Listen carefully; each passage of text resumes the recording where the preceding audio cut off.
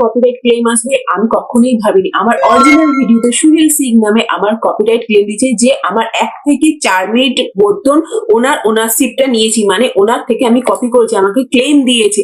কিন্তু দেখো আমি দমে যাবার পাত্রী নই, কারণ এটা আমার অরিজিনাল ভিডিও, নিজের ভয়েসের ভিডিও, কারোর থেকে আমি চুরি করি না। সেই জন্য আমি কি করেছি, 2 মিনিটের মধ্যে কিন্তু আমার এই কপিরাইট ক্লেমটাকে তুলে নিয়েছি। কিভাবে তুলেছি পুরো ভিডিওটা যদি জানতে চাও পুরো ভিডিওটা দেখো, আর নতুনদের মাঝে একটু ছড়িয়ে দাও, কারণ দেখো কখনোই হার মানবে না। অসৎ পথে যারা জিততে চায় না তাদেরকে দমিয়ে রাখতে হবে এবং তোমাকে শিখতে হবে।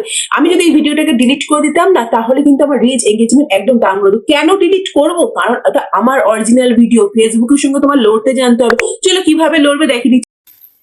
প্রথমে কি করবে, একদম ভয় পাবে না। যখনই দেখবে এরকম ক্লেম এসে রিভিউ অপশনটার মধ্যে ক্লিক করলে মধ্যে দেখতে পাবে একটা জায়গায় হচ্ছে অ্যাকসেপ্ট লেখা, একটা জায়গায় হচ্ছে ডিসপুট লেখা। কখনোই ভুলে অ্যাকসেপ্ট করবে না। অ্যাকসেপ্ট করলে মানে তুমি ওনারশিপটা তাকেই দিয়ে দিচ্ছ, মানে যে তোমার ক্লেম করছে তাকে দিচ্ছ। একদম অ্যাকসেপ্ট করবে না। এখানে কি করবে, ডিসপুট অপশনটা ক্লিক করবে। ক্লিক করে তোমার অ্যাকাউন্ট নাম্বার, মানে কি তোমার ইমেল নাম্বারটা চাইবে। তুমি যেই ইমেলটা দিয়ে তোমার অ্যাকাউন্টটা খুলেছো সেই ইমেল নাম্বার চাইবে, আর জাস্ট এই লেখাটা কপি করে দিয়ে দেবে। এই লেখাটার মধ্যে লেখা আছে যে যেটা ওনারশিপ আমি নিজে ভিডিও শুট করেছি আর প্রমাণ সহ রয়েছে। এটা কিন্তু আমার ক্রস পোস্টিংও করা রয়েছে, বললাম আমার ইনস্টাগ্রামেও চলে যায়। যদি তোমাদের নাও থাকে, তোমাদের যদি কোনো গ্যালারিতে থাকে, আর যদিও বা না থাকে, যখন ফেসবুক এটা রিভিউ করবে না যেটা তোমার, তখন কিন্তু ফেসবুক দিয়েই দেবে। আমি কিন্তু জাস্ট এটা লেখা দেওয়ার পর জাস্ট 1 সেকেন্ডের মধ্যে কিন্তু আমার কপিরাইট ক্লেমটা তুলে নিয়ে আমার পুরো অরিজিনাল ভিডিওটা আমাকে ফেরত দিয়ে দিল।